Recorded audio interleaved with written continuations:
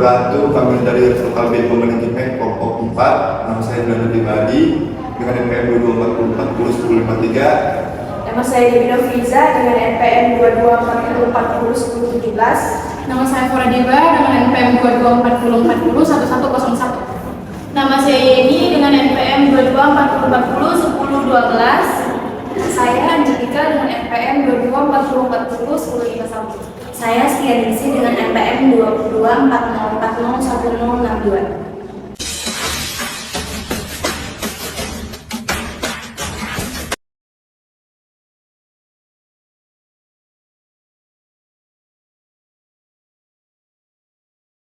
Menerangkan Fakultas Ekonomi dan Manajemen.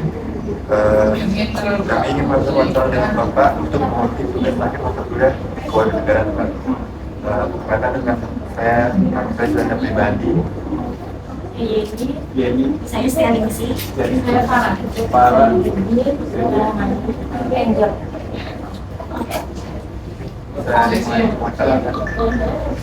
Sebetulnya Pak, bisa mengenalkan biar enak sharing ya Pak. Oke, baiklah teman-teman yang saya hormati, sudah meluangkan waktu datang ke kantor saya kami. Saya Abu Talib Ilham, sarjana ekonomi, magister. Saya diberikan tugas sama teman-teman. Aku divisi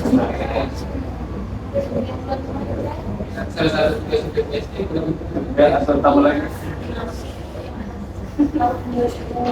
status anak dua istri, kebetulan alhamdulillah wilayahnya berkas beliau di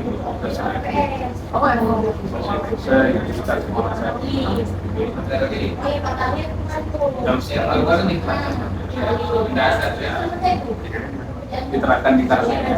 Kalau teman-teman mau masuk karantina ada hakim mana? Mas depan.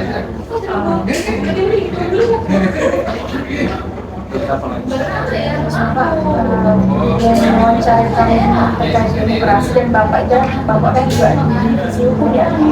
Nah, menurut bapak ini bagaimana bapak memaknai demokrasi di Indonesia pada saat ini?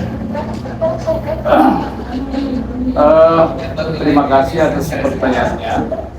Kalau bicara pemaknaan demokrasi, maka kita akan kembali dengan dasar kita.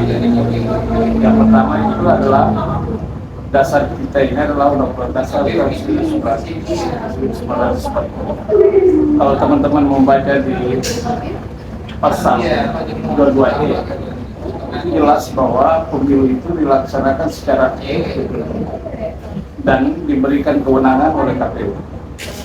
Habis itu turunan dari undang-undang itu, KPU diberikan kewenangan berdasarkan undang-undang.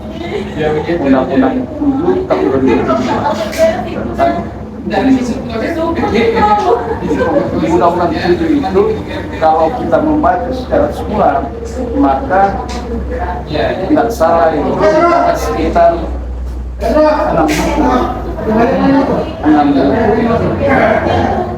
30 bab dan 573 pasal.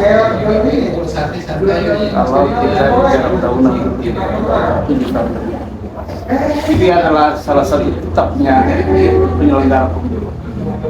Jadi penyelenggara pemilu teman-teman juga harus ketahui itu ada 3. Yang pertama KPU secara hierarki, KPU mulai KPU pusat, provinsi, KPU kabupaten kota, habis itu PPK yang ada di kecamatan, habis itu PPS ada kelurahan, dan nanti ada namanya KPPS yang ada di PPS. Habis itu ada namanya Bawaslu, itu juga secara habis itu yang ketiga adalah namanya memiliki tugas wewenang dan tanggung jawabnya yang berbeda. KPU secara teknis, KPU melaksanakan tugas ini sesuai dengan amanat undang-undang dari pasal 2 ini memberikan kewenangan untuk menyusun terkait dengan pesta 5 tahunan. Pemilu itu kan pesta 5 tahunan yang diberikan negara, ditugaskan kepada KPU untuk melaksanakan amanah itu. Kita melaksanakan amanah itu. Alhamdulillah dalam proses ini, ya tiap 5 tahun proses itu berjalan dengan baik. Tapi pasti juga ada tantangan dan hambatan dalam proses pelaksanaan. Mungkin dari partisipasinya kan mungkin banyak masyarakat yang belum memiliki hak pilihnya kepada suara. Ada beberapa kendala-kendala terkini juga seiring sewaktu proses demokrasi kita ini lagi. Terus untuk di KPU terus di sini untuk kabupaten kota, kalau kita membaca, nanti teman-teman bisa membuka pasal 18 itu berkaitan dengan tugas, kewenangan, dan kewajiban. Salah satu tugas kita adalah melaksanakan tahapan. Ibaratkan sederhananya begini, kalau teman-teman mau nulis di kantor, di kampus, di kampus, teman-teman kan pasti mengikuti siapa ketua panitianya, siapa sekretarisnya, siapa bendaharanya, habis itu siapa yang seksi-seksinya, habis itu bagaimana cara proses pendaftaran, nanti diatur untuk syarat-syaratnya, visi-misinya, nah, itu diatur di situ di anggaran dasar teman-teman di UGS. Sama juga kalau tanya di KPU. KPU juga begitu. Tapi dasarnya itu adalah dasar undang-undang. Kalau undang-undang itu kan, kalau kita ketahui itu kan disahkan di DPR. Jadi KPU dalam hal ini melaksanakan tugas sesuai dengan undang-undang yang penuh. Jadi kalau undang-undang itu memberikan kita melaksanakan tahapan pemilihan. Tapi kalau nanti teman-teman bisa membaca itu di pasal 167 itu berkaitan dengan semua tahapan yang ada di mulai dari anggaran sampai menyusun regulasi, habis itu penentuan daftar pemilih, habis itu masuk pendaftaran, habis itu pencalonan, terus sampai kampanye, sampai pemilihan, sampai pada proses kita memberikan pelatihan. Aspek tahapan. Hari ini tahapan yang kita lakukan hari ini adalah melaksanakan pendaftaran bakal calon yang kemarin baru selesai tanggal 1 sampai tanggal.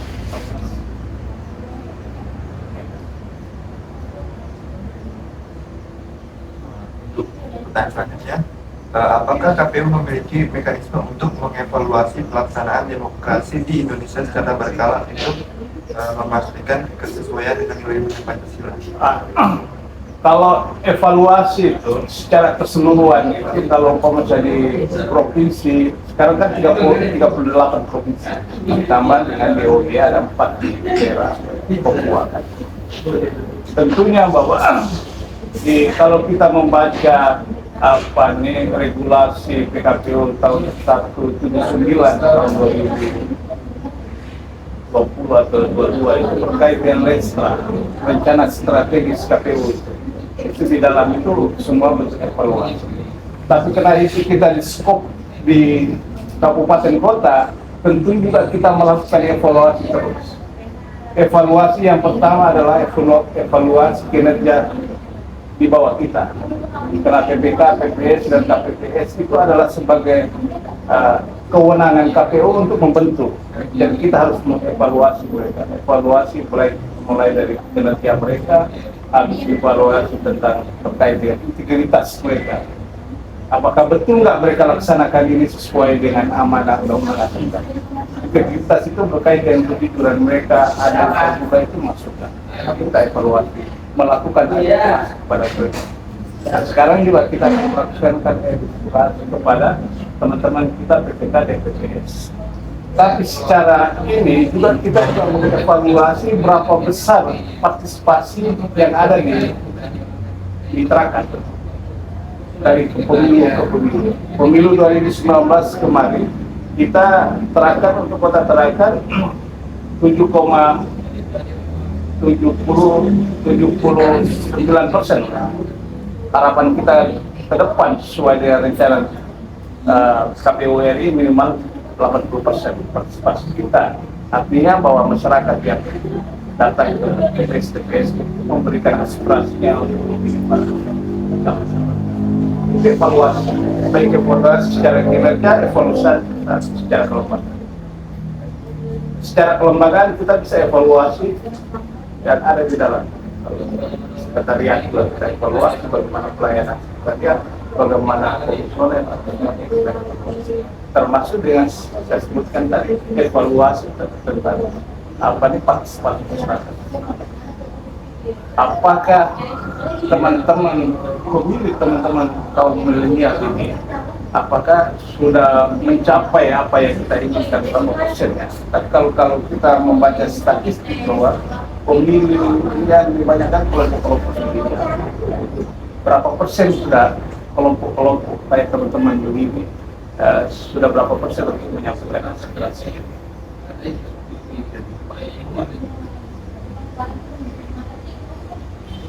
Yang selanjutnya, bagaimana KPU menjaga nilai-nilai Pancasila, terutama sila keempat dan kelima dalam menjalankan tugasnya sebagai lembaga penyelenggaraan pemerintahan? Karena kalau kita bicara Pancasila itu adalah dasar negara, dasar. Dari poin 1 sampai poin 5 itu adalah dasar. Poin 1 itu kan bicara keyakinan, bicara iman yang ada di dalam sini, bicara etika yang ada di dalam sini. Di poin 4 itu terkait dengan pemusyawaratan. Pemusyawaratannya ada proses pemilihan ini, demokrasi ini adalah salah satu poin yang masuk di dalam Pancasila. Habis itu kita masuk lagi di Undang-Undang Dasar tahun 1945 di pasal 22E tadi yang saya jelaskan bahwa pemilu itu dilaksanakan 5 tahun secara hidup dengan legal dan jurdil. Itulah tugas kita yang kita laksanakan. Sehingga ini ada korelasi semua. Maka kalau kita dibaca di Undang-Undang 7 menjadi prinsip dasar kami di KPU sebagai penyelenggara, ada di pasal 3 yang berkait dengan prinsip-prinsip penyelenggara. Yang pertama, prinsip penyelenggara dia harus mandiri. Mandiri itu artinya tidak ada intervensi dari pihak manapun. Yang kedua, dia harus jujur. Jujur artinya dia menyampaikan sesuai dengan regulasi yang ada. Dari ini regulasi, dari undang-undang, dari aturan. Yang ketiga, dia harus adil. Dari semua peserta pemilu kita harus adil. Adil melayani mereka. Jangan sampai ada yang dia datang kita ada layani dengan baik, itu juga termasuk bagian dari kode etik. Orang bisa melaporkan kita. Jadi semua peserta pemilu itu kita lakukan secara adil dan merata. Yang selanjutnya itu ada kepastian hukum. Dari setiap kegiatan itu harus ada kepastian hukum, ada dasar yang harus kita lakukan. Jangan sampai kita melaksanakan sebuah tahapan tapi tidak ada dasar. Dan ini kan akan berkaitan dan imbas dengan persoalan keuangan. Karena pemilu ini teman-teman ketahui anggaran itu dari APBN. Sehingga kalau umpama saya program kita tidak sesuai dengan dasar yang ada, bisa kita lakukan. Jadi aturannya, prinsip itu, korelasi itu pasti ada. Pancasila, undang-undang dasar 45. Itu yang menjadi dasar kita untuk melaksanakan. Tapi kalau teman-teman lebih jauh lagi, bisa teman-teman membaca di Undang-Undang Nomor 12 Tahun 2011 tentang hierarki undang-undang. Jadi itu ada undang-undang dasar, harus itu tas DPR, harus undang-undang atau undang-undang Kepres, harus peraturan.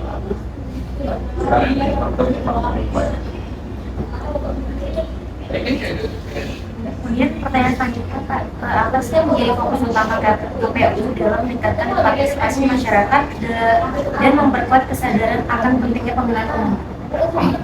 Salah satu fokus kita adalah karena di KPU itu dia ada 5 divisi.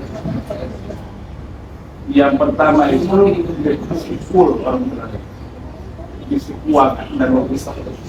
Itu ditangani langsung oleh ketua.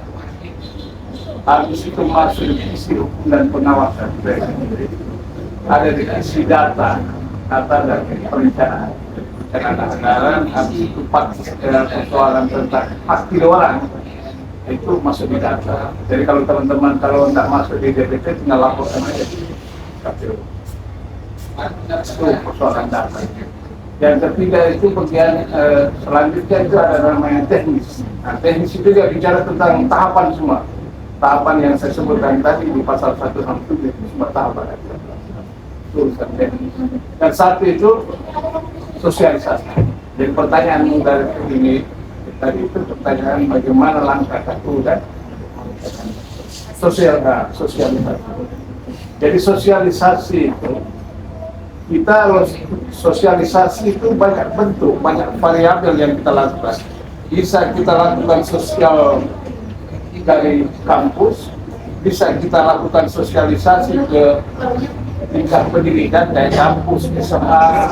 Habis itu kita bisa melakukan sosialisasi dari rumah ke rumah warga masyarakat. Dulu di pemilu 2020 kita ada bentuk 10 segmen sosialisasi.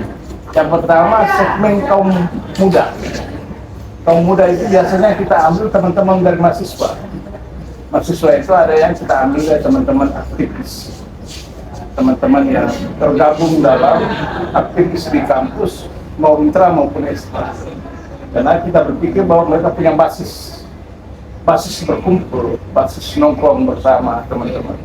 Ada juga kita ambil basis warganet. Warganet itu kita melihat, kita mendata orang yang punya follower yang terbesar. Jadi diterapkan ini berapa orang yang punya follower yang sudah diikuti ratusan orang. Nah, itu yang kita panggil untuk masuk dalam sosialisasi. Habis itu kelompok muda juga begitu. Kelompok ini agama kita ambil kepada organisasi-organisasi yang memang basis keagamaan yang besar, kayak itu Muhammadiyah, habis itu Wahda dan seterusnya. Nah, itu yang kita coba satu di situ masuk membantu kita untuk melakukan sosialisasi. Habis itu kita ambil kelompok-kelompok marginal, kelompok yang di pinggiran di pantai-pantai di pinggiran itu menjadi basis. Dan jelas bahwa habis itu kita ada teman-temannya disabilitas, kan banyak juga kan. Itulah menjadi target kita. Salah satu target kita bahwa sesuai dengan filosofi dari undang-undang itu, bagaimana kedaulatan rakyat, diberikan rakyat, maka rakyat itu berhak untuk menyampaikan hak-hak politiknya lewat TPS. Itu target kita untuk kalau masyarakat itu partisipasi yang tinggi, artinya kesadaran masyarakat peduli, itulah itu yang dilakukan. Salah satu juga kami bersyukur bahwa teman-teman kampus ini juga sudah datang ke kita, bahwa ini adalah, dan ini kami sampaikan kepada teman-teman bahwa pemilu itu akan dilaksanakan pada tanggal 14 Februari tahun 2024. Kalau istilahnya teman-teman kalau di kaum muda itu biasa sudah politik kan, dikasih saya dan kita berharap itu bisa disampaikan kepada teman-teman di kampus bahwa ini loh pemilu kita dilaksanakan 2024 pada tanggal 14. Saya bersyukur sekali bahwa Pak Ilham juga membacanya ke sana untuk teman-teman kita dan sebagai upaya kita untuk melakukan sosialisasi. Nanti juga ada waktunya juga kita akan sosialisasi ke kampus-kampus. Baik itu setiap jurusan juga kita masuk menyampaikan itu. Itu adalah bentuk niat kita untuk bagaimana meningkatkan partisipasi khususnya di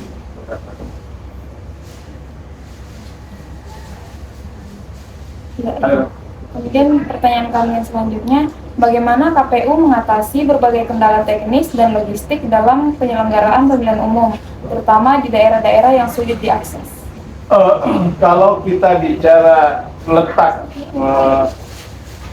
Kota Tarakan ini, kalau Kota Tarakan ini kan semua bisa terakses. baik dari sisi internetnya itu juga semua sudah ada blind spot. Kita sudah kemarin menyampaikan bahwa di Tarakan ini sudah ada satu bendera blind spot. Jadi semua ini terjangkau semua. Karena ke depan ini semua kita pakai aplikasi, jadi nanti di aplikasi, insya Allah semua itu bisa terakses. Kalau bicara tentang logistik kita di sini biasanya kita distribusikan itu sebelum hari satu hari sebelum hari H itu sudah kita distribusikan ke pengumuman. Selama ini dari pengalaman dari pemilu, selama saya ada di sini satu periode 2019 sampai 2020 tidak ada persoalan untuk pendistribusian logistik. Yang kita antisipasi hanya pas hujan, daerah-daerah tertentu aja ya. Di antara itu juga daerah banjir itu kan kita antisipasi. Itu yang kita antisipasi. Tapi jauh-jauh hari ini sudah melakukan survei memetakan bahwa pada nanti pada hari H itu apakah logistik ini aman atau tidak. Tapi semua kalau untuk logistik semua itu kan dia sistem lelang dari pusat. Jadi kita tinggal terima aja, tinggal pelipatan. Tapi distribusi nanti diserahkan kepada kabupaten kota untuk melakukan distribusi keseluruhan sebelum besoknya paginya dibuka di desa. Aman aja kalau untuk logistik. Baik Pak, selanjutnya kan kita sekarang ada di masa era digital kan Pak. Nah, ada pasti berurusan dengan internet. Nah, pertanyaan saya bagaimana pandangan Bapak mengenai peran media sosial dalam pemilihan umum saat ini, serta apa yang dapat dilakukan KPU untuk memastikan penggunaan yang sehat dan bertanggung jawab dari media sosial selama pemilihan umum ini? Ya. Jadi KPU ini punya media sosial juga. Jadi teman-teman kalau mau lihat di Facebook, Instagram maupun di media cetak, yang lain media online, setiap kali kegiatan kita itu pasti kita publikasikan itu. Biasa teman-teman masuk di paling banyak saya lihat itu di grup Facebooknya itu. Semua digitalisasi. Dan sekarang ini ke depan ini pemilu 2019 itu mungkin yang terakhir Pak, bagaimana sih KPU itu dapat menangani penggunaan teknologi deepfake ya atau bot dalam kampanye dan pemilihan yang berpotensi mengganggu integritas pemilihan? Jadi kalau bicara kalau teknologi memang tadi kita jawab pertanyaan dulu. Bagaimana KPU dapat menangani penggunaan teknologi deepfake atau bot dalam kampanye dan pemilihan yang berpotensi mengganggu integritas pemilihan? Kalau terkait dengan itu bahwa memang antisipasi kan perlu ada itu. Antisipasi kita itu kan persoalan kita yang terutama adalah antisipasi kita itu juga pendataan hak pilih orang. Itu yang paling kita jaga. Makanya di aturan itu data orang itu tidak boleh diberikan sama siapapun. Karena itu berkait dari identitas orang di situ. Kalau memang dikasih kita harus diizin sama di atas. Itu yang pertama yang paling kita jaga itu data orang. Karena itu berkait dengan hak kewarganegaraan negara. Itu yang pertama yang kita lakukan. Yang kedua hal-hal yang lain terkait dengan kampanye atau segala macam seperti bahwa kita juga dibantu dengan teman-teman di Bawaslu selalu memberikan kita informasi yang berkaitan dengan penyelenggaraan. Nah itu kalau bicara kewenangan lebih banyak kewenangan mereka yang masuk di situ. Kalau kita ada yang berkaitan begitu. Tapi yang jelas kalau di undang-undang itu barang siapa, kalau bicara pidananya ya, barang siapa yang menghalangi tahapan itu saya lupa pasalnya berapa ya, pasal 401 jadi selama siapapun yang mengganggu tahapan itu akan dan biasanya bahasa begitu yang sering diinfokan kuasa kepada kita bahwa proses berjalan sesuai dengan regulasi yang berdasarkan kepastian. Ada lagi?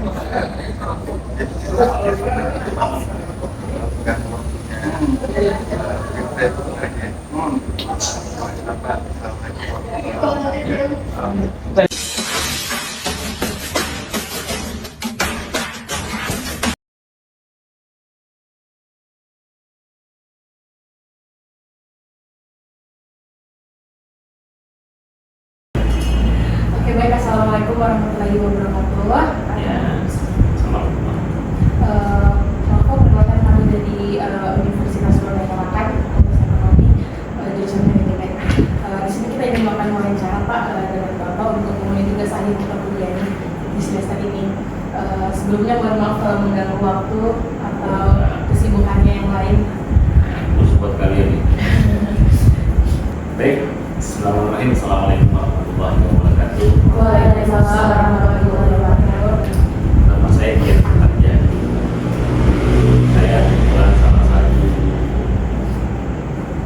komisioner ya di Bawaslu Kota Tarakan. Jadi kita di Bawaslu Tarakan itu ada 3. Nah, mulai dari 3 itu mengangkat 1 orang ketua. Jadi ketuanya namanya Pak Muhammad Subuh Sini tahun 2020. Kemudian satunya lagi itu namanya Pak Jupri itu tahun 2020 juga. Dan saya juga S2 nya. Ya, S2 nya kemarin di UGT, masuk kategori UGT. Kalau S1 nya kemarin saya nggak di sini, saya di Jogja. Jadi begitu. Nah, kemudian kita di sini membagi dalam 3 divisi. Kalau ketua itu dia memang divisi SDM dan Datin. SDM itu sumber daya manusia dan data informasi. Jadi semua mekanisme alur data itu masuknya ke ketua. Tentunya. Kemudian Pak Jupri itu mengampu divisi pelanggaran dan hukum. Jadi semua hasil pengawasan yang berupa pelanggaran nanti yang memproses itu komandannya atau divisi itu Pak Jupri. Nah, kalau saya itu hukum, pencegahan, Parmas dan Humas. Makanya karena ada divisi Humas dan saya yang memegang pendiri sektor hukum dan masyarakat karena adik-adik bertemu dengan saya. Ya, mohon maaf kalau saya bangga. Jadi itu. Apalagi yang mau ditahu tentang saya? Sebelumnya Pak, buat sumber kain. Boleh. Jadi saya pengen tahu nih Pak, menambah pengetahuan lah. Oke. Apa saja sih langkah-langkah yang diambil oleh Bawaslu dalam memastikan pemilu ini berjalan dengan adil, jujur, atau transparan? Oke, langkah ya. Iya. Yang pertama kita buka pintu dulu karena langkah ya. Kalau bicara langkah kan kita bicara grand design-nya Bawaslu. Jadi grand design-nya Bawaslu itu sebagaimana diamanahkan dalam Undang-Undang 7 tahun 2017. Secara umum, kalau saya baca kalau saya terangkan per pasal-pasalnya mau 1 hari itu. Iya. Ya, jadi secara umum ada pengawasan, ada pencegahan dan ada penindakan. Makanya kemudian komisionernya itu terbagi menjadi memegang masing-masing divisi yang 3, kecuali untuk yang 5 untuk ketuanya dia pure dari divisi. Nah, untuk pengawasan berarti kita melakukan yang namanya pengawasan melekat di setiap tahapan pemilu. Nah, tahapan pemilu ini kan sudah berjalan, sudah running kemarin sejak 2022. Jadi pemilu itu bukan hanya dilihat endingnya saja 14 Februari, tetapi dimulai dari sejak kapan dia tahapan itu berjalan. Nah, kita di Bawaslu otomatis melakukan pengawasan itu. Nah, ketika dia pengawasannya, kan pengawasannya ada macam-macam. Nah, otomatis ketika beda tahapan, maka yang menjadi objek pengawasannya juga berbeda-beda. Ada objek pengawasannya yang difokuskan pada penyelenggaranya dalam hal ini KPU. Contoh misalkan tahapan pemungutan data pemilih. Nah, objek pengawasan kita adalah bagaimana KPU ini bisa melaksanakan pemungutan data pemilih ini secara baik sesuai dengan mekanisme yang diatur dalam undang-undang.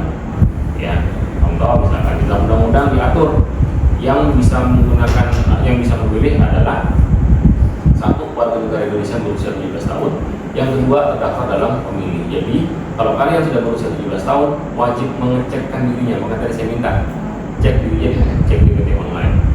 Kalau misalkan sudah 17 tahun tapi belum ada, nah pertanyaannya ini kalian tidak tahu atau KPU yang tidak mencoplit?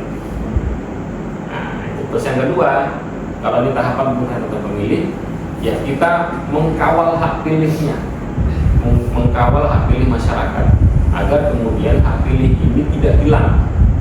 Namun di satu sisi kita juga melakukan pengawasan terhadap profesi-profesi tertentu yang tidak punya hak pilih. Contoh TNI Polri itu tidak punya hak pilih. Jadi kalau ada orang tuanya TNI Polri tapi masih punya hak pilih, wah itu hati-hati itu. Pertanyaannya dia tidak tahu atau pura-pura tidak tahu. Kalau itu terbukti dan bersalah itu bisa kehilangan jabatannya, bisa kehilangan pekerjaannya. Nah, kenapa? Karena dalam undang-undang yang namanya TNI Polri tidak punya hak pilih. Kalau ada TNI Polri masuk dalam undang-undang pemilih, akan kita rekomendasi KPU untuk segera dicoret.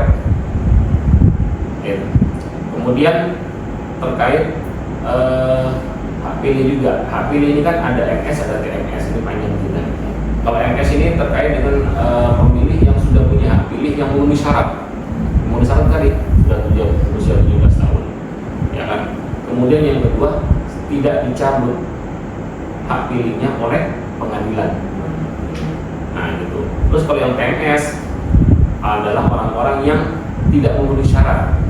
Terkadang ini kan yang namanya pemutar-pemutar pemilih ini kan yang bagian juga manusia. Orang ini kan kadang-kadang ada selipnya, ada kilapnya. Nah, jadi kita lihat dalam daftar pemilih ini apakah semuanya sudah betul-betul memenuhi syarat. Maksud memenuhi syarat dilihat usianya. Kalau di situ wah ini ada usia 11 tahun tapi kalau sudah masuk daftar pemilih, ya kita rekomendasi untuk di-TNS-kan. Lihat lagi status pekerjaannya, elemen yang lain untuk pekerjaan.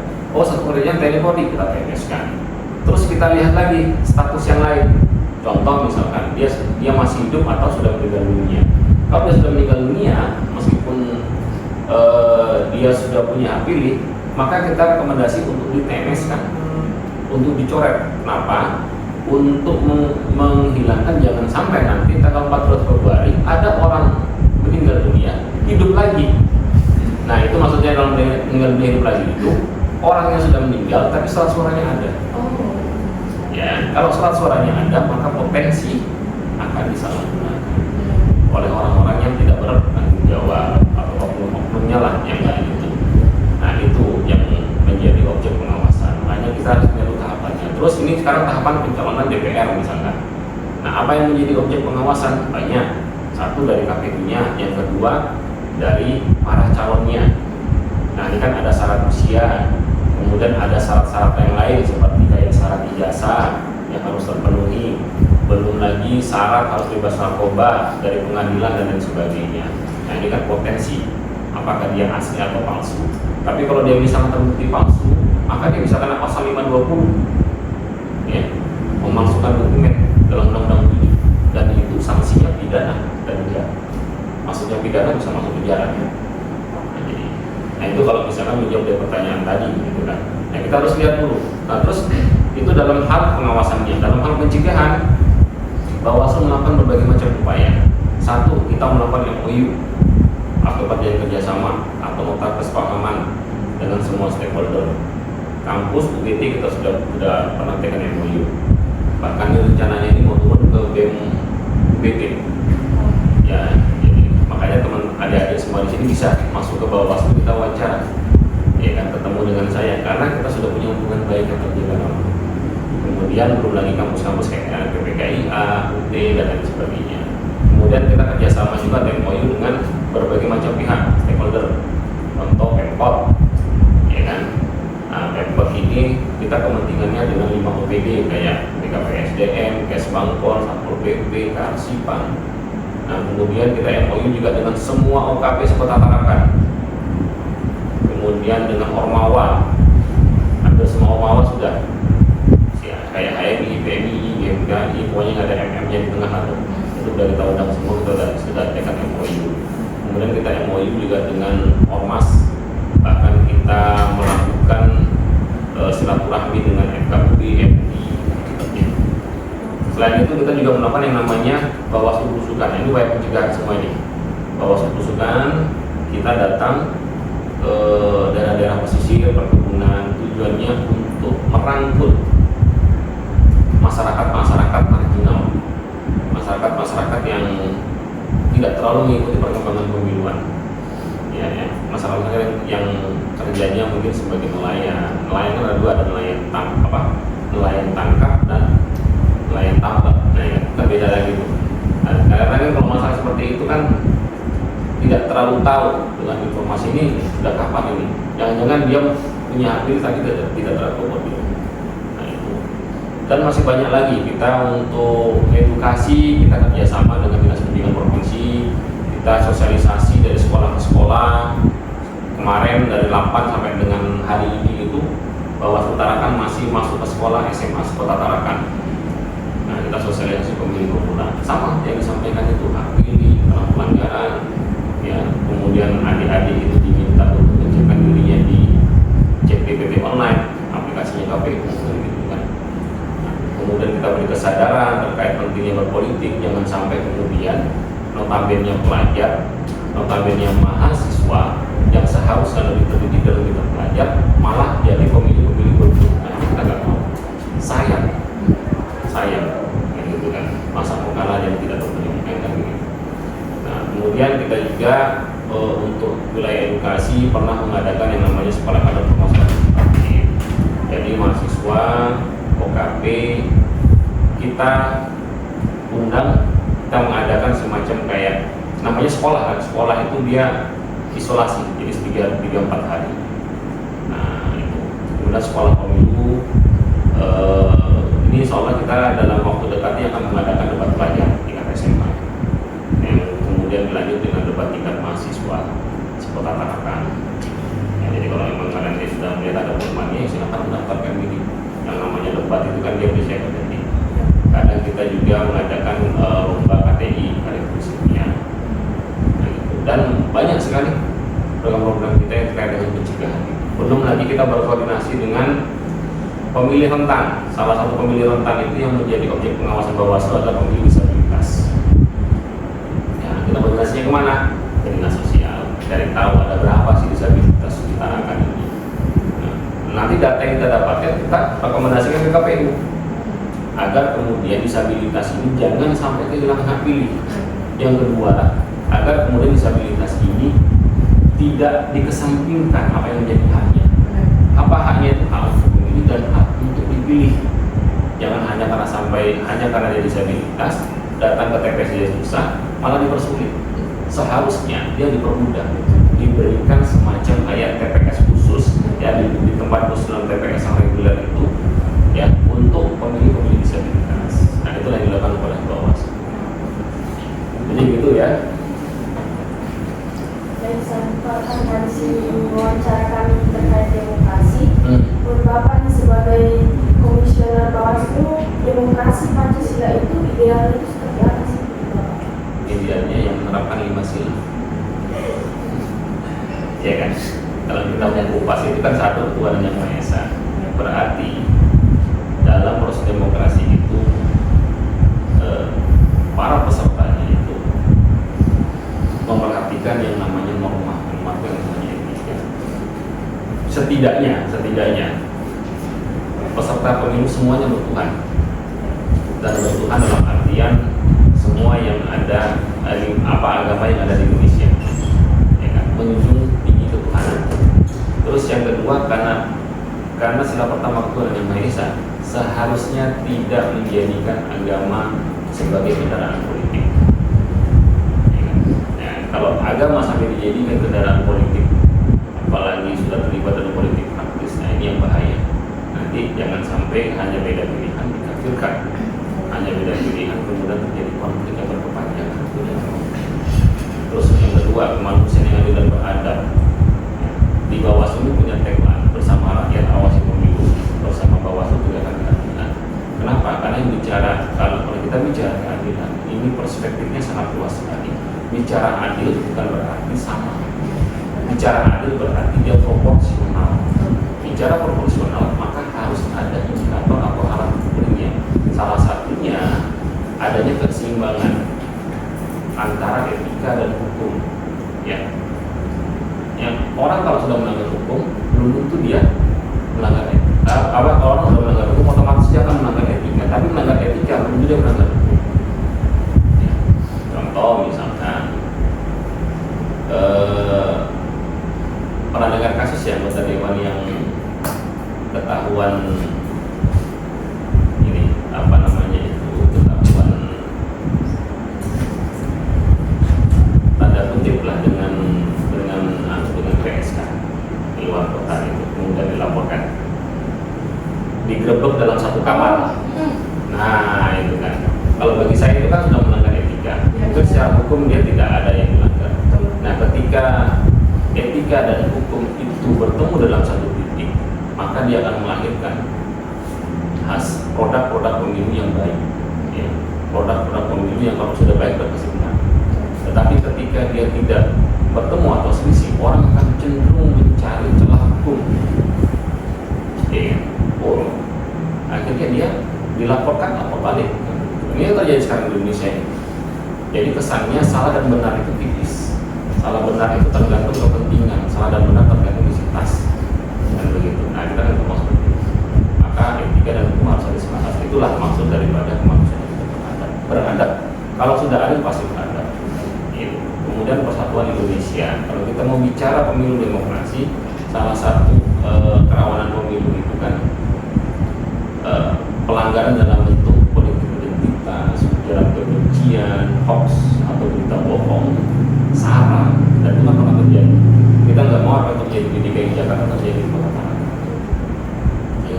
Hanya karena beda pilihan, begitu dia meninggal dunia, nggak ada satupun yang menguburkan dia. Itu kan kacau tuh. Akhirnya agama dijadikan kendaraan politik. Nah, sehingga orang memilih berdasarkan kesukuan, agama, ras, dan golongan. Kalau bukan golongan itu berarti dari nggak lain ini kan bahaya. Bahaya sekali. Kenapa?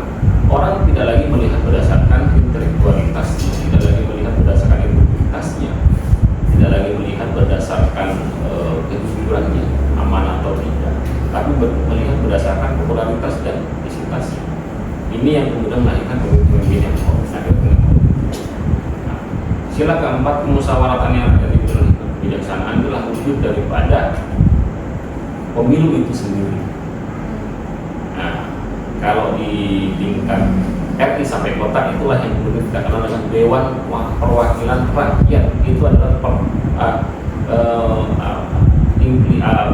penerjemahan pemaknaan daripada sila keempat. Ya kan? Sama kayak misalkan kalian mau memilih ketua kelas, kan harus musyawarah dulu. Karena ketua kelas adalah perwakilan secara keseluruhan, sama dengan dewan. Makanya kan di kota ini ada pembagian dapil atau daerah pemilihan. Kita ada 4 dapil. Dapil 1, 2, 3, dan 4. Ya. Dapil 1 itu Tarakan Barat, Tarakan Tengah, dapil 2 itu Tarakan Barat, 3 itu Timur, 4 itu Utara. Dapil itu maksudnya siapapun anggota dewan yang terpilih melalui dapil itu, maka dia secara otomatis sebagai wakil rakyat di dapilnya. Misalkan dia adalah anggota dewan dari Tarakan Tengah, berarti yang harus dia pikirkan adalah masyarakat Tarakan Tengah. Ini dia dewan misalkan Tarakan Utara atau dewan Tarakan Barat, tapi dia tidak pernah memikirkan Tarakan Barat, jalannya rusak atau infrastrukturnya nggak karuan kan gitu kan. Nah, itu yang harus kemudian menjadi pencermatan kita. Kalau itu terrealisasi berjalan dengan baik, Tarakan maju sekali. Kita ini kan bahkan sudah dapat gelar di Singapura. Kenapa kemudian gelar itu tidak berkembang menjadi lebih wah lagi kan begitu kan? Ya itu karena tidak semua yang terpilih itu produknya berjalan dengan baik. Ya bisa kalau bahasa sederhananya itu janji kosong. Nah itu, dan yang terakhir, kalau itu sudah berjalan dengan baik, maka akan wujudnya yang namanya keadilan sosial. Artinya keadilan yang tidak memandang suku, keadilan yang tidak memandang agama dan golongan tertentu. Jadi ketika bicara benar dan salah, dia melihat secara objektif, bukan berdasarkan sukunya, bukan berdasarkan agamanya. Oke ya.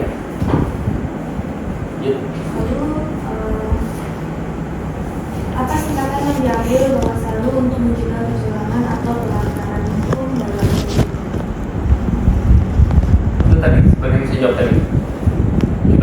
pengawasan. Ya kan, ketika adanya temuan dari hasil pengawasan itu, ya akan kita proses. Ya, melalui mekanisme tentang pelanggaran. Nah, dalam mekanisme tentang pelanggaran itu nanti dilihat bentuk pelanggarannya apa. Kalau dia pelanggarannya pidana, maka akan diproses bersama dengan sentra hukum ini boleh pemeriksaan. Kalau dia administrasi, maka akan ada proses yang namanya mediasi. Kalau mediasi tidak terpenuhi, dilanjutkan administrasi. Kalau dia kode etik, maka yang memproses DKPP. Dan DKPP ini penyelenggara itu ada 3, KPU, Bawaslu, dan yang ketiga DKPP. Jadi kalau KPU diawasi oleh Bawaslu, maka Bawaslu punya lembaga yang lebih tinggi lagi, namanya DKPP, Dewan Kehormatan Penyelenggara Pemilu. Artinya kami di Bawaslu tidak boleh melakukan hal-hal yang di luar dari kewenangan. Kalau bahasa hukumnya itu obstruction of justice, artinya di luar dari kewenangan, menghalangi penegakan hukum dan sebagainya. Apalagi menyalahgunakan kewenangan, ya, yang kita kenal dengan abuse of power, ya, dalam rangka untuk menguntungkan atau merugikan peserta pemilu tertentu, nah itu nggak boleh juga. Nah, itu. Kemudian dalam hal pencegahan itu tadi kita sosialisasi. Sosialisasi itu kan hakikatnya itu memberikan pemahaman kepada masyarakat. Ya, kamu udah punya hak konstitusi. Ya kan? Warga negara Indonesia yang baik adalah warga negara yang mempertahankan hak pilihnya. Bukan mempertahankan hak pilihnya, warga negara yang menggunakan hak pilihnya. Ya, kalau dia punya kemampuan, silakan dia maju jadi calon. Dia maju ke DPD atau dia mau jadi wakil presiden, silakan. Ya, itu bebas-bebas saja selama memenuhi syarat dan ketentuan yang berlaku. Nah, itu kan hak konstitusi warga negara, dan Bawaslu hadir untuk menjaga hak konstitusi itu. Jadi ketika dia merasa ada hak konstitusinya dihilangkan, silakan melapor ke Bawaslu. Tetapi ketika Bawaslu yang menghilangkan hak konstitusi dari AD dan merasa itu, wah ini seharusnya ada ini, kenapa kok bisa dihilangkan? Nah, silakan melapor yang lebih atasnya dari KPU. Nah, itu dia. Kemudian kalau ada pelanggaran, ya, kalau ada pelanggaran itu kan ada 2, ada bentuknya laporan, ada bentuknya temuan. Nah, ketika itu diteruskan, akan ada mekanisme penanganan pelanggaran di Bawaslu. Jadi gitu.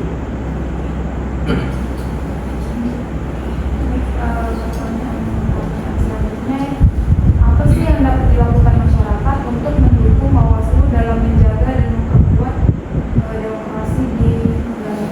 Ya, kalau kami datang ke sini rumah, sama lah gitu kan. Ya, yang dapat dilakukan masyarakat tentu saja dukungan secara moral, ya, tidak perlu dukungan secara material. Kalau mau ada apa juga, gitu kan. Ya, maksud dukungan secara moral ini mendukung segala bentuk kegiatan kepemiluan yang diselenggarakan oleh Bawaslu. Contohnya kita melakukan sosialisasi sekolah-sekolah. Nah, itu didukung dalam artian instansi terkait yang mau kita datangi itu membukakan pintu.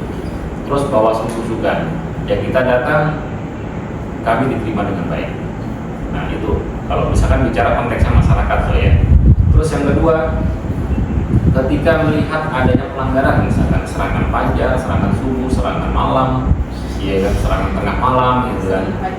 Nah, itu kasihan Banjar ini kena kambing hitam terus di Banjar ini. Makanya sampai nangis kemarin di YouTube kan. Nah, itu masyarakat melaporkan ke Bawaslu. Melaporkan di sini bukan hanya memberikan informasi lewat WA, tetapi datang ke Bawaslu. Karena ketika melaporkan itu ada syarat formil, ada syarat material. Syarat formilnya apa? Harus jelas pelapornya, harus jelas terlapornya, ya, dan harus jelas identitasnya, baik pelapor maupun terlapornya. Baru kemudian syarat material. Syarat material itu apa? Waktu terjadinya, di mana, ya, artinya kalau bahasa hukumnya itu bicara waktu, bicara tempus, bicara tempat, berarti bicara lokus, dan uraian kejadian. Itu syarat material. Nah, ketika formil dan material terpenuhi, akan kita tidak lanjuti, maka itu sudah wajib untuk diregistrasi. Nah, ini kan kadang-kadang masyarakat tidak paham.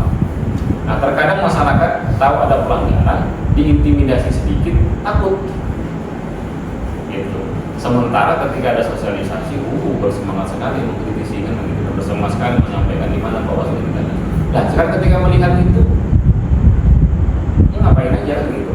Sama misalnya, ini mbaknya melihat ini diamnya ya misalnya, tapi diam saja. Begitu ada polisi sosialisasi, yang disalahkan polisinya, kan gitu kan, salah juga. Nah, artinya ketika melihat sesuatu yang tidak baik, melihat sesuatu yang berupa pelanggaran, silahkan dilaporkan. Nah, itu kan bagian daripada kecerdasan pemilih. Artinya ini yang kita harapkan dari masyarakat, berani untuk melapor, ya kan? Dan tentu saja melapor di sini dalam konteks betul-betul kejadian yang sesungguhnya, bukan dalam rangka untuk menjatuhkan pasangan tertentu. Ya. Jangan sampai nanti ini, ternyata yang melapor ini timnya si A, tujuannya menjatuhkan timnya si B. Nah, yang terjadi kan betul-betul aja nih, misalnya melapor aja. Kalau begini ya akhirnya nggak ketemu juga. Gitu. Begitu dia bilang, ini melaporkan ini balik melaporkan ini, habis dong peserta pemilunya kan gitu. Nah, itu kan artinya. Dan masyarakat juga harus cerdas dalam artian begini, kalau masyarakat ingin pemimpin yang cerdas, maka terlebih dulu masyarakat harus cerdas. Kalau masyarakat ingin pemimpin yang baik, amanah, maka juga masyarakat harus baik, amanah, dan jujur. Jujur dalam artian begini, dia milih tidak berdasarkan isi tasnya, tapi berdasarkan kapasitasnya, intelektualitasnya, integritasnya. Ya. Jadi bukan hanya berdasarkan popularitasnya saja. Oh dia ini tokoh ini di suku A nih, oh dia orangnya gini. Nah, jadi tidak hanya berdasarkan kesukuannya saja. Nah ini yang kita harapkan dari masyarakat, dan untuk menyadarkan masyarakat, lahirlah berbagai macam edukasi dari Bawaslu. Di antaranya ada Bawaslu Kerusukan, kemudian kita pernah melakukan sosialisasi dengan anak gamer. Nah anak gamer itu cukup tinggi juga ini, anak gamer ini. Nah, kita pernah gandeng untuk anak-anak gamer itu, kita sosialisasi terkait dengan kepemiluan. Kemudian kita juga masuk ke sekolah-sekolah, ya sosialisasi di basis pemilih pemula. Bahkan kita melakukan sosialisasi dalam bentuk yang lain. Tadi yang saya bilang, debat pelajar, debat mahasiswa, KPI, dan sebagainya. Oke, itu ya jawabannya. Pertanyaan selanjutnya kan tadi Bapak berbicara mengenai tentang pelaksanaan pelajar ya Pak. Apa langkah-langkah yang perlu Bawaslu untuk mencegah politik uang dan memastikan bahwa proses pemilihan tidak dimanipulasi oleh anggota kemanusiaan? Saya jawab tadi itu secara nggak langsung ya. Kalau tidak dimanipulasi secara finansial, yang saya bilang tadi perlu ada kesadaran dari masyarakat. Makanya ada upaya sosialisasi turun ke masyarakat, Bawaslu Kerusukan dan lain sebagainya tadi. Kemudian pelajar juga sebagai counter pelajar yang sudah punya kesadaran. Ya, kan bicara money politik itu kan bicara apa sih? Hukum dagang, permintaan. Nah, gitu. Tim sukses itu kan memanfaatkan fenomena yang ada di masyarakat. Yang menjadi targetnya money politik itu siapa sih? Kaum marginal. Makanya kemudian negara di sini punya kewajiban untuk satu, mencerdaskan kehidupan bangsa. Kan dalam Undang-Undang Dasar tuh, wujudnya apa? Pendidikan 12 tahun wajib. Tujuannya kenapa harus diwajibkan 12 tahun? Supaya kita ini cerdas. Kita sudah sekolah sampai SMA, masih nerima amplop, kan berarti ada yang salah ya. Ada yang salah dari sistem pendidikannya, atau ada yang salah dari orang yang mengikuti sistem pendidikan itu, kan gitu, secara personal atau mungkin secara sistem. Terus yang kedua, kaum marginal itu dari segi ekonomi di bawah standar, ya ekonomi menengah ke bawah. Nah ketika orang ekonomi menengah ke bawah, apalagi dia pengangguran, apa yang terjadi? Kesempatan banget gitu kan. Siapa mau kasih? Kita duduk manis di rumah, ketok pintu dikasih uang gitu kan, 200, 300, bahkan di kabupaten lain itu ada sampai 500. Apalagi kalau sudah PSU tuh baru bisa berlipat ganda tuh, ya kan? Bisa sampai 1 juta satu amplop, kayak gitu. Nah ini kan kalau kemudian ada penolakan dari masyarakat, terjadi nggak politik uang? Nggak terjadi. Terus yang ketiga, karena skemanya yang kita anut saat ini adalah demokrasi, sistem pemilunya itu sistemnya sistem terbuka, bukan sistem tertutup. Nah ini juga harus dipahami kenapa terjadi money politik, karena secara by system diberikan celah. Sistem terbuka, ya, kalau sistem terbuka maka yang turun ke masyarakat itu adalah calegnya, yang dipilih calegnya, bukan partainya. Jadi yang akan lulus sebagai anggota dewan adalah caleg yang dapat suara terbanyak. Makanya pertarungannya itu antar calon legislatif. Tapi kalau sistem tertutup, mau calonnya 10, mau calonnya 12, masyarakat nggak tahu. Iya kan? Jual belinya itu di internal partai. Gitu. Jual beli internal partai. Ketika dia partai politiknya itu mendapatkan kursi, yang menentukan siapa? Soal kursi itu. Harus paham ini. Siapa? Ketua partainya. Berarti yang memberikan upeti paling banyak pada ketua partainya, itulah yang dipilih jadi anggota dewan. Ya, itulah yang kemudian dalam istilahnya dalam dunia akademik itu pilih kucing dalam karung. Ya kan? Yang ditonjolkan adalah partainya. Ketika partai itu dapat jatah dewan misalkan dari suaranya, oh dia dapat jatah 3 kursi atau dapat jatah 2 kursi, ya sudah. Partai politiknya yang menentukan, dan biasanya ditentukan berdasarkan nomor urut. Misalkan 1, 2, 3, 4, 5, 6, 7 gitu kan. Nomor urut 1 ini, ya sudah boleh. Atau suka-suka, oh dia nomor urut 1, tapi ini suaranya gede. Ketua partainya ada kampanye untuk jadi anggota dewan. Apakah money politik itu juga money politik? Money politik, cuman tempatnya berbeda. Kalau sistem terbuka, money politiknya ke masyarakat, karena masyarakat yang menentukan siapa yang berhak untuk jadi anggota dewan. Nah, tolak ukurnya dia berdasarkan suara terbanyak yang diperoleh oleh caleg. Nah, suara partai politik itu berdasarkan perolehan suara masing-masing dewannya itu.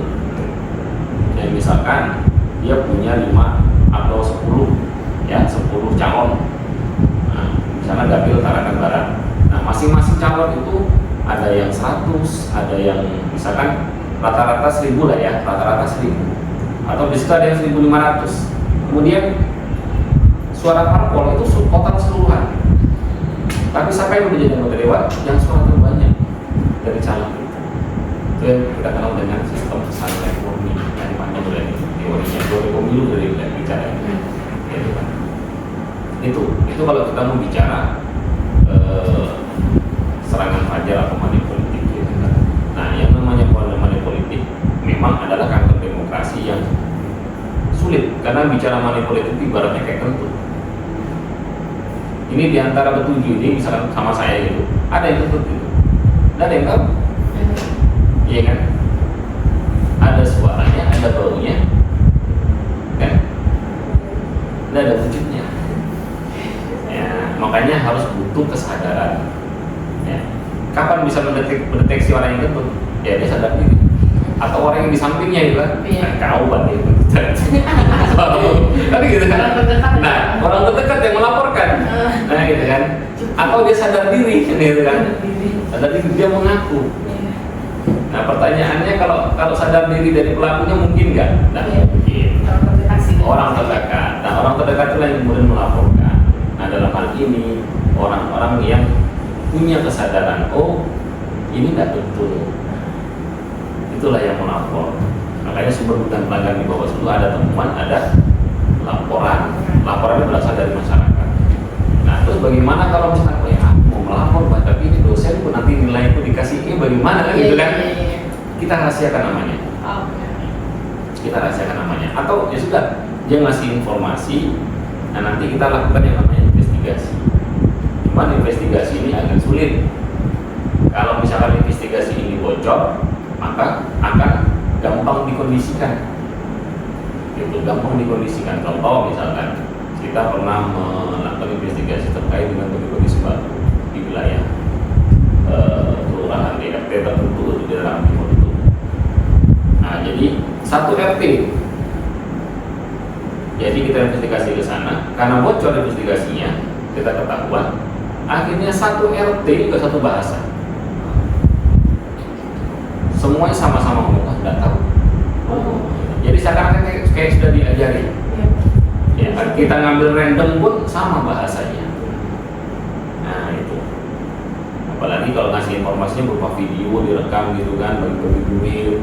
Tapi dia ngasihnya itu di media sosial. Saya malah curiga, jangan-jangan yang membagi di media sosial itu adalah orang yang membagi itu sendiri. Tujuannya apa? Melahirkan distrust terhadap lembaga. Contohnya Bawaslu. Kalau orang sudah hilang kepercayaan terhadap Bawaslu, apa yang terjadi? Hilang legitimasi hasil pemilu. Ya kan?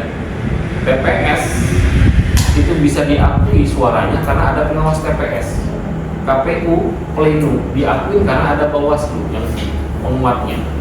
Ya kan? Makanya bisa dipertanggungjawabkan. Kalau dia tidak ada pengawas dan pengawas itu diperlemah, maka hasil pemilu yang ditetapkan oleh KPU bisa jadi tidak bisa dipertanggungjawabkan. Itu. Nah ini yang pentingnya. Itu tadi kalau mau bicara upaya atau langkah ya. Dan terus yang kedua, kalau secara SDM ya kita perkuat sentra gakumdunya. Nah, jadi kita minta penyidik-penyidik itu yang muda-muda, bukan yang tua-tua. Kejaksaannya juga sama, minta yang muda-muda. Karena kalau dia muda, dia gercep kerjanya, gercep cepat. Dan biasanya yang muda-muda itu dia masih memburu prestasi. Ya, kalau mereka bisa kasih masuk penjara orang, prestasi, makan. Jadi gitu ya. Betul, jadi mas ya. Oke, lanjut. Pertanyaan selanjutnya dari kami, apa yang dapat dilakukan pihak Bawaslu selaku badan pengawas untuk memastikan bahwa hak suara masyarakat ini terjamin dalam proses pemilihan pemilu? Pertanyaannya agak bagus nih, agak dalam. Ya, menjaga apa tadi? Suara ya, menjaga suara ya. Menjaga suara kita kan berarti menjaga hak konstitusi. Menjaga hak konstitusi berarti kita mengkawal hak pilih. Nah, jadi di Bawaslu yang pertama kita melakukan patroli kawal hak pilih. Patroli kawal hak pilih yang pertama kita masuk sekolah, tadi sosialisasi di pemilih pemula. Yang kedua kita mendatangi tempat-tempat yang ada populasi, tempat-tempat keramaian, kayak di taman berkampung, taman berlabu, termasuk di Bengawan kita datangi, karena ada populasi di sana. Ya, termasuk di lapas kita datangi, karena lapas itu mau diambil tidak bisa mendudukan satu anggota dewan. Lapas itu yang terdaftar di PT itu ada mau 1.500-an, bisa dikasih dulu satu orang itu lapas itu. Kalau dia mau beli suara di situ baik dulu itu. Jadi kalau kalian sudah punya uang ya masuk lapas saja gitu kan. Sosialisasinya di sana tuh. Nah, gitu. Kemudian kita selain patroli kawal hak pilih, kita mengajak masyarakat itu untuk bersama-sama. Jawabannya, silakan ada lagi. Itu aja. Iya. Ada banyak ya. Iya. Tidak apa-apa. Karena ini juga kerjaan saya. Sama satunya. Ya. Mungkin tapi Pak, sebelumnya terima kasih banyak atas waktunya. Kalau ini juga mungkin bisa menjadi jadi pelajaran lah dalam tugas sehari-harinya. Mungkin itu saja. Baik, wassalamualaikum warahmatullahi wabarakatuh. Waalaikumsalam.